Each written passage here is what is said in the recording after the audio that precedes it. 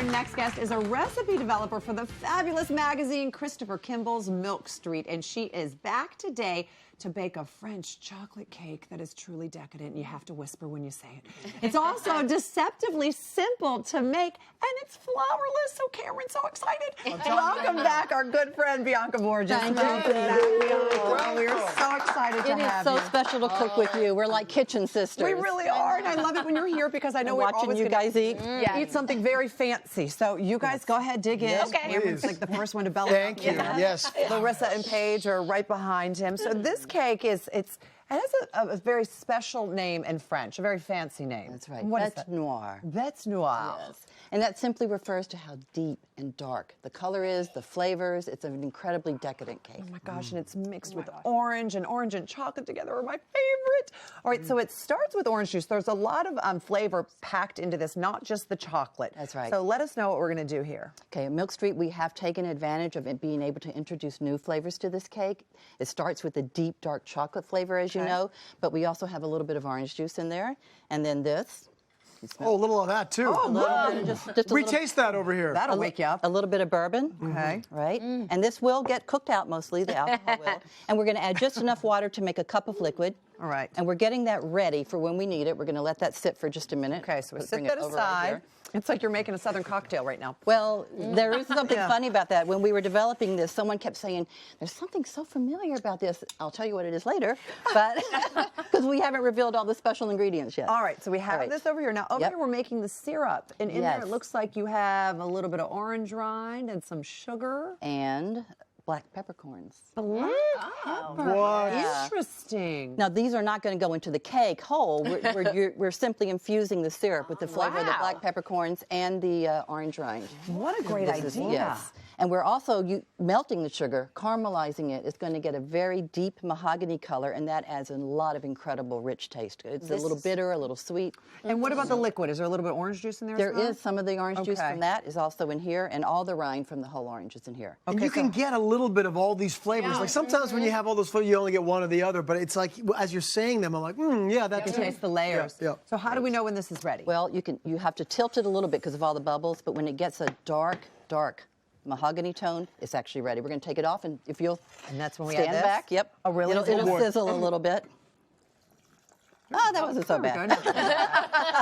go. You're all scared. It wasn't so bad. Sometimes it does, though, sizzle up a lot. So we're going to stir this. What happens is, don't be alarmed, because the syrup, the sugar, will crystallize. Okay. And it will get very hard and brittle.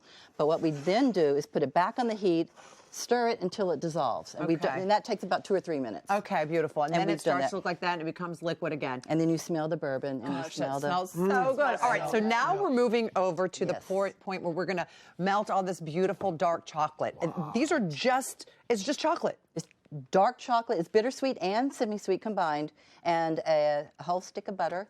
Gosh, but no flour. No, This and is no dairy wild. milk as well. Okay, So, it's so really now- So we're taking advantage of this infused sugar syrup. It's very hot, and we are going to melt the chocolate with the syrup. So let's then you just just shake fold that. it? Cool. Stir until it's fully melted and smooth. And look all these orange zests? Those are beautiful. We're going to take these out and put them into a bowl of sugar. What? And then we'll cut it up later, and that will be our garnish. Oh my gosh. And then you sugary. also have a bowl full of orange infused Oh, sugar. that's beautiful. That And you can use that for tea or for, oh wow. to That's roll raw wonderful. cookie dough. So we'll just put that in there, give it a stir, and coat all the What a zest. cool idea. I would My mouth never- is watering. Right. I'm really jealous of you all over there. It's so good, Debbie. It's one of those recipes that seems to have a lot of steps, but every single one really makes sense, and a lot of them are for dual purposes. Yep. So Okay, that's Slow done. down over here. Yeah. Eventually that cools down. Yep. And then you add an egg. 6 eggs. 6 eggs. Oh. Yep.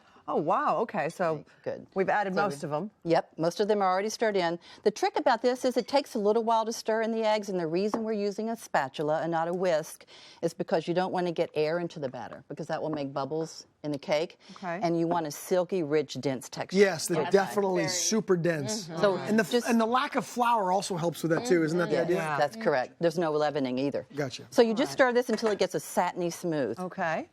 And Okay. then we pour this into a And then we springform pour- pan. Yep, it's Now- a buttered and parchment, Okay. 9-inch springform. And you have a very interesting technique for baking this cake. Yes.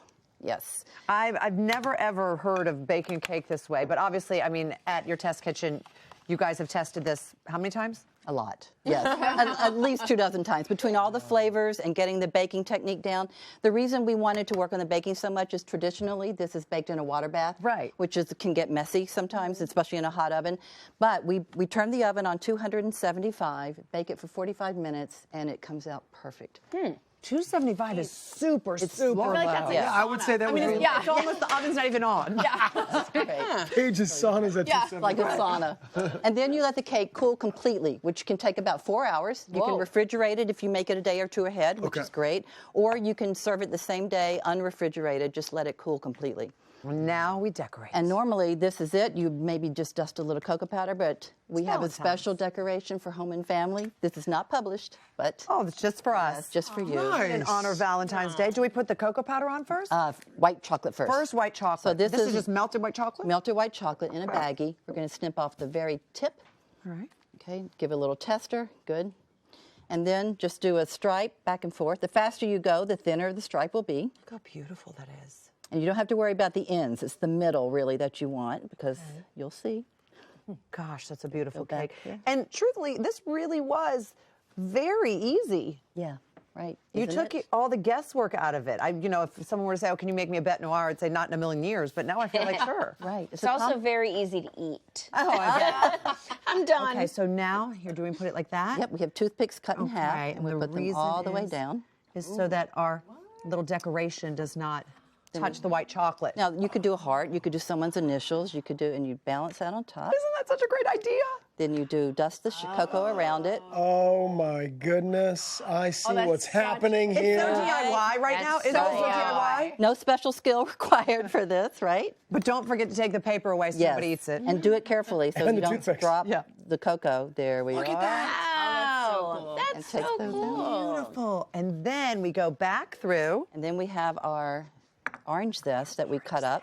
The strips, once they get in sugar and they sit there for the whole time it takes the cake to cool, they get a little firmer, which is great. And then you just slice them very thinly. And you could decorate this any way you want after this.